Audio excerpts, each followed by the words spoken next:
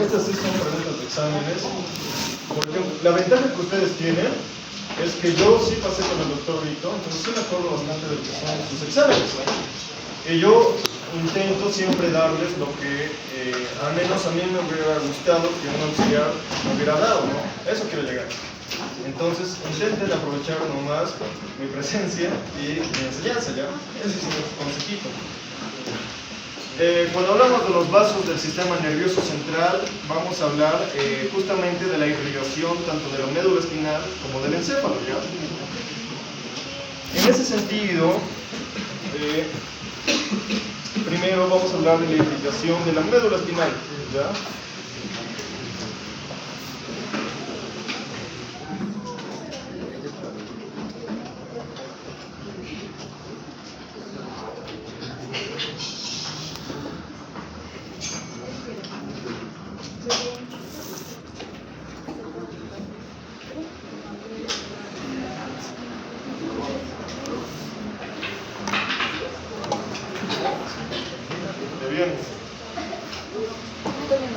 La médula espinal va a ser verdaderamente irrigada por las arterias espinales anteriores y posteriores, ¿ya?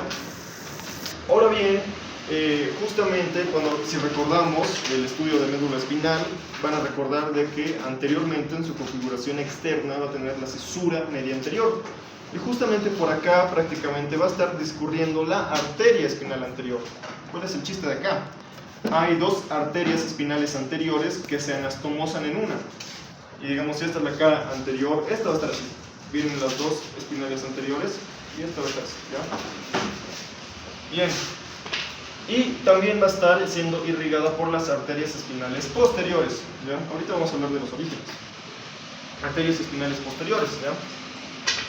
Ahora bien, es importante delimitar lo que es la irrigación. La literatura te dice que las arterias espinales anteriores están encargadas de irrigar los 2/3 anteriores de la médula espinal, mientras que las arterias espinales posteriores irrigan el tercio posterior, ¿ya? Entonces acá lo puedes poner así, ¿no? 1/3 y 2/3, ¿ya? Ahora bien, a lo largo de todo el origen de las arterias espinales, tanto anteriores como posteriores, justamente van a ser, ¿cómo se dice? La arteria espinal, por ejemplo, anterior, legalmente tendría que llegar hasta acá nomás, hasta la porción cervical, porque son ramas justamente de las arterias vertebrales, ¿ya? De las arterias vertebrales. Pero justamente las arterias espinales, anteriores tanto como posteriores, van a tener su continuidad justamente gracias a ramas anastomóticas, tanto de las arterias cervicales profundas, arterias torácicas. Las torácicas vienen principalmente de las arterias intercostales, lo escribí como la mierda, y de las arterias lumbares y sacras, ¿ya? Así te dice la literatura, literalmente te dice arterias lumbares y sacras, ¿ya? Esto va a ser justamente tanto para las arterias espinales anteriores y posteriores, ¿ya? Entonces, primera irrigación de la médula espinal, espinales anteriores y posteriores. Ahora bien, acá voy a hacer estos requisitos. Recuerden que los nervios raquídeos, los nervios espinales, están constituidos por una raíz anterior y una raíz posterior. Justamente para el mantenimiento de la anastomosis, o bueno, de la longitud de la arteria espinal anterior y posterior, existen los nervios, las arterias radiculares, ¿verdad? Arterias radiculares, ¿ya? Son 31 pares de nervios raquídeos, ¿no ven? Entonces justamente también van a existir 31 pares de arterias radiculares. Las arterias radiculares, por eso dije esto, van a tener un ramo posterior y un ramo anterior, ¿ya? Y estos ramos, junto a las arterias espinales tanto anteriores como posteriores, van a permitir que exista un círculo arterial perimedular. Un círculo arterial perimedular. Y justamente esto también contribuye a realizar toda la irrigación. ¿Ya? Pregunta de examen, puede ser pregunta de examen esta. Hay una arteria radicular que difiere de muchas otras, que justamente van a salir de las últimas arterias intercostales posteriores. Esta va a ser la famosa arteria de Adam-Kiewicz.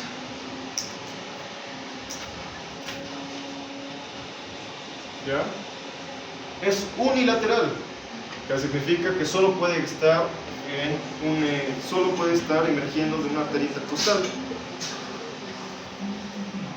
La característica de esta arteria de Adam-Kiewicz o radicular magna de Adam-Kiewicz es que va a estar encargada de realizar la inervación, sobre todo a la intumescencia lumbosacra o intumescencia crural. ¿Ya? Esto es todo lo que tienen que saber acerca de la irrigación de médula espinal.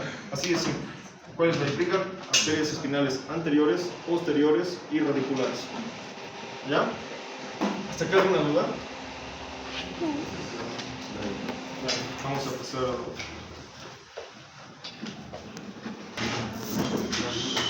Estimados, ahora sí vamos a pasar con la irrigación del sistema nervioso central. ¿Ya? Para entender la irrigación del sistema nervioso central hay que entender primeramente el sistema vértebro-carotídeo. ¿Ya? Acá lo voy a dejar acá. Asícitos. Tengo mi corazón, ¿lo ven? Acá sale mi aorta. Tiene su callado, aorta descendente, etcétera, etcétera. Del lado derecho va a salir el tronco brachiocefálico, ¿ven? Y del izquierdo solo va a salir la arteria carótida común o primitiva y acá ya la subclavia. Acá va a ser así. Sí. Bien.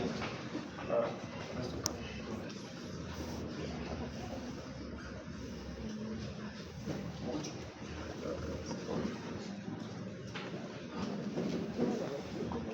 La irrigación del encéfalo, ahora sí del encéfalo, llamado por el sistema nervioso central, va a ser dado por estas dos arterias. Y generalmente los exámenes orales que les puede llegar a hacer el doctor pregunta de esta manera, ¿ya? Te pregunta, no sé, ¿qué arterias irrigan? Por ejemplo, ahorita vamos a ver el cerebro, digamos, la cerebral, posterior, anterior y media. ¿Ya de dónde salen? Entonces, justamente es importante hacer un estudio retrospectivo acerca de dónde emergen cada una de estas arterias. Entonces, bien, del callado aórtico va a salir el tronco brachiocefálico, la arteria carótida común o primitiva y la arteria subclavia. Primera arteria. De la arteria subclavia, van a salir las arterias vertebrales, ¿ya? Arterias vertebrales. Importantísimo. Y de las carótidas primitivas, en la que tienen que fijarse son en las carótidas verdes. Bien. Esas son las dos arterias de las que tienen que fijarse, ¿ya? Ahora bien, acá hice esto más o menos así, de chapón igual, de modo. Tengo acá mis arterias carótidas, mis arterias vertebrales. Importante, el doctor Víctor les puede preguntar, recuerden que las arterias vertebrales pasan por las apófisis, o bueno, los forámenes transversos de las apófisis transversas de las vértebras cervicales. Tras pasar por acá, van a pasar por el foramen magno, recuerdan, ¿no? Un foramen magno, y van a ascender justamente por el borde posterior del foramen magno, ¿no? El borde anterior. Y ya a nivel del puente, estas van a anastomosarse formando la famosa arteria basilar, ¿ya?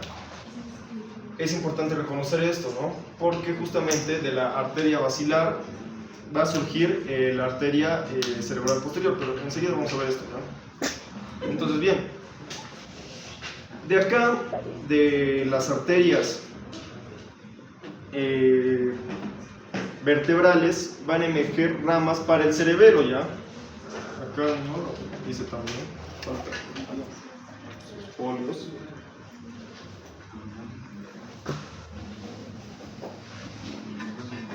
van a salir las arterias cerebelosas inferiores, ¿ya? Inferiores. Ya justamente de las más importantes es que a partir de la arteria basilar van a salir ramas pontinas igual.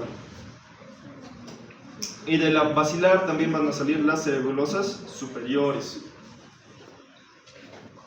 De la basilar igual salen las cerebelosas anteroinferiores y posterior-inferiores, ¿ya? De las vertebrales salen las antero-inferiores y de la basilar salen las postero-inferiores, ¿ya? ¿Entienden eso? Bien, eso es importante. ¿Qué más? De las vertebrales se van a anastomosar en la arteria basilar y el ramo terminal de la, ¿cómo se dice? Sí, el ramo terminal de la arteria basilar va a ser la cerebral posterior. Acá ya estamos.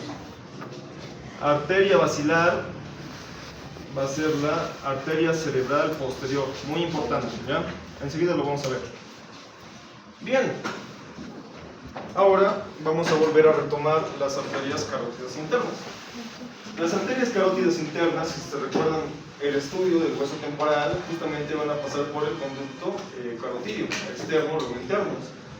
De eso, estas arterias van a pasar por el seno cavernoso y van finalmente llegar a nivel de la cisura longitudinal, donde se van a dividir en dos ramos terminales, en la arteria cerebral anterior y posterior.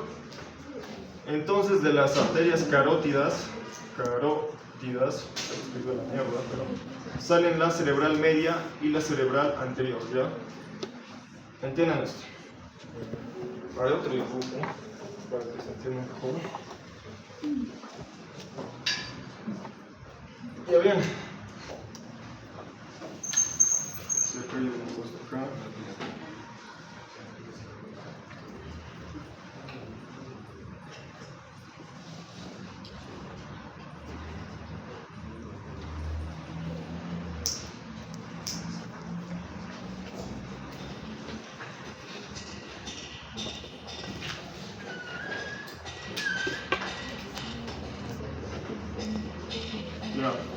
¿Se acuerdan, no? Cuando estudiamos configuración interna del cerebro, bueno, la cara medial del cerebro, la arteria cerebral anterior, rama de la carótida interna, va a dirigirse a la cara medial del cerebro, ¿ya? Justamente a través de la cisura longitudinal o hendidura de Bichat, ¿ya? Esta se va a adosar a la cara medial y va primeramente a estar en el surco calloso marginal, ¿ya? O surco del cíngulo. Esta acá ya va a dar su primera rama, que esta va a ser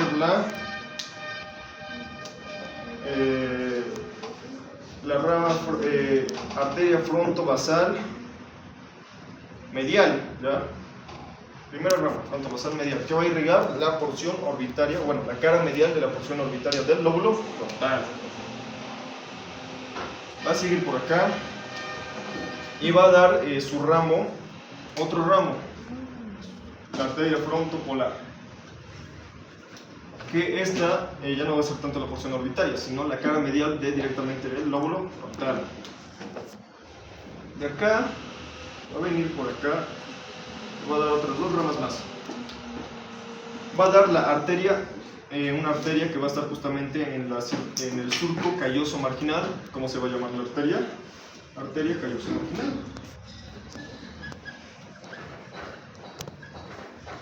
Que respecto a la cara medial, pues justamente va a realizar la irrigación de la circunvolución del cuerpo calloso y también en este caso, si se acuerdan por el estudio del lóbulo frontal, esta corresponde a ser la circunvolución frontal superior. También va a dar irrigación a esta. Y finalmente la rama terminal va a ser esta, ¿ya? Va a ser la arteria pericallosa, ¿ya? Pericallosa,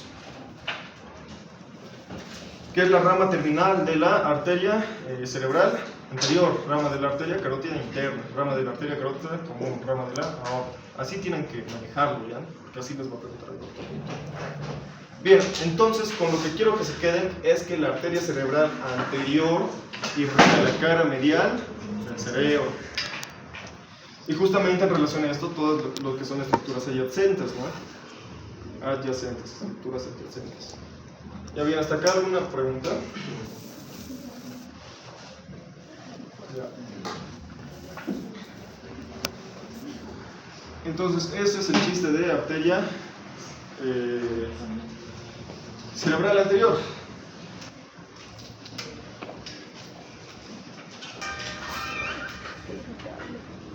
Sí, ya. Por otra parte, esa era la arteria carótida cerebral anterior. Por otra parte está la arteria cerebral media. La arteria cerebral media va a dirigirse justamente, también va a ser rama de la arteria carótida interna, va a ser un ramo terminal de la arteria carótida interna, va a dirigirse por la cisura lateral de Silvio, ¿no ve? Recuerden que cuando se separa la cisura lateral de Silvio, no miento, sí, por la cisura lateral de Silvio, pero eso es lo que quiero que entiendan. ¿Se acuerdan que justamente cuando vimos la cara medial había una arteria frontovasal medial? Acá en su recorrido por la cisura lateral de Silvio, ya una rama, primera rama. Si la otra era medial, esta va a ser lateral, ¿no ve? Entonces, primera rama es la frontovasal lateral. Acá, desde esta cisura, justamente por eso dibujé esto, va a dar 3 ramas en relación a los surcos que existen en la cara superior lateral del cerebro. Por los surcos frontal superior e inferior se delimita el surco prefrontal, ¿no ven? Y por acá va a estar discurriendo la arteria prefrontal. No, la arteria precentral.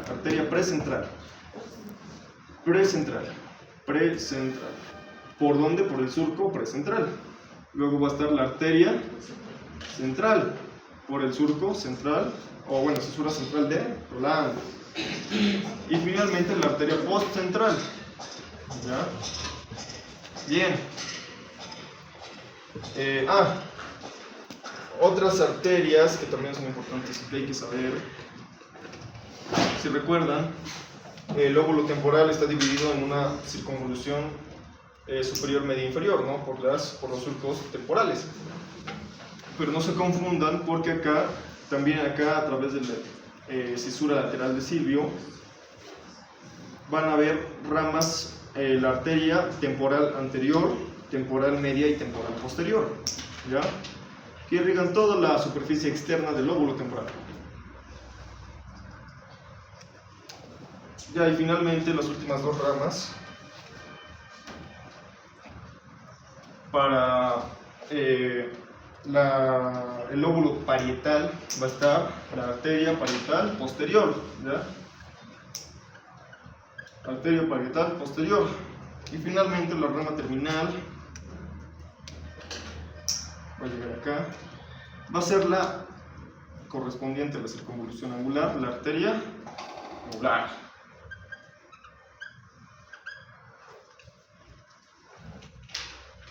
Bien, eso es lo que deberían saber en relación.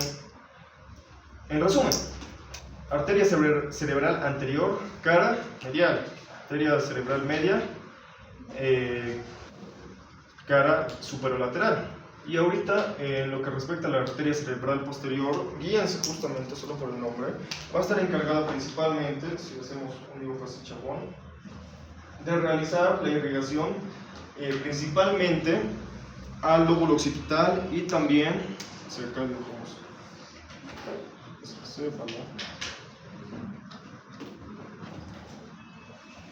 también a estructuras del mesencéfalo, ¿ya? Como los pedúnculos cerebrales, la lámina tegmental, etcétera, etcétera, etcétera. Quédense con eso. ¿Y hasta acá alguna duda, estimados? Ya bien, ese es el chiste de la irrigación. Ahora pasemos al retorno venoso, ¿ya? que esto sí puede llegar a ser pregunta de examen, muy clásico. Si se recuerdan por el estudio de huesos, del hueso frontal y el hueso parietal, hasta el occipital, si recuerdan, hay un surco, ¿no ve? El surco del seno sagital superior, ¿ya? Muy bien, ¿qué es un seno? Todos los vasos que estén en relación con la dura madre van a ser denominados senos, ¿ya? Y justamente por la hendidura longitudinal o interhemisférica va a estar el seno sagital superior. Seno sagital superior, ese. Bien, y va a terminar acá, en la eminencia, esa es la eminencia occipital interna. Ahorita vamos a hablar de esto, ¿ya? Y también, aunque acá, bueno, ahorita vamos a hablar de esto. También está el seno transverso, ¿ya? Acá hay un seno transverso que recibe, también hay, lo borraré para que se entienda. Sí, rápido.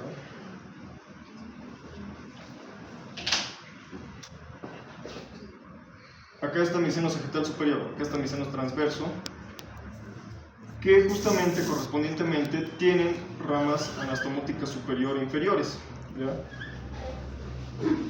Que van a ser conocidas como anastomótica superior de Trollard, anastomótica inferior de la B, ¿ya? La B. Y que todos tienen su terminación acá, en esta porción, que si se recuerdan del estudio del lóbulo occipital, esta porción de acá, donde estaba la eminencia occipital interna, va a ser conocida, donde van a terminar el seno sagital superior y el seno transverso, va a ser conocido como la confluencia de los senos, o, esta es pregunta de examen, prensa torcular de Erófilo. Pregunta de examen clásica. No se confundan, del hueso occipital es la eminencia occipital interna. Acá tengo mi hueso, acá tengo esa eminencia, y acá es donde termina la confluencia de los senos, o sea, donde todos se anastomosan, que se denomina también prensa torcular de Erófilo. Prensa torcular de Erófilo. Ya de acá está el seno sigmoideo,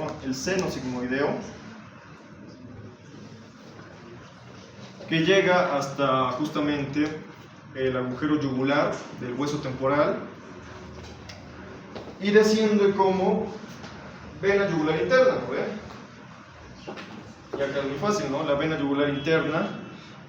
Algo interesante que se te dice es que ya cuando se anastomosa con la vena subclavia se forma el tronco brachiocefálico, tronco venoso brachiocefálico, ya sea derecho o izquierdo, ¿no ve?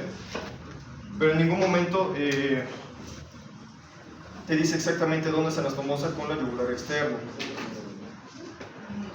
En ese sentido, con lo que quiero que se queden es que cuando está la anastomosis de la yugular interna con la vena subclavia se forma el tronco venoso brachiocefálico, ya sea izquierdo o derecho.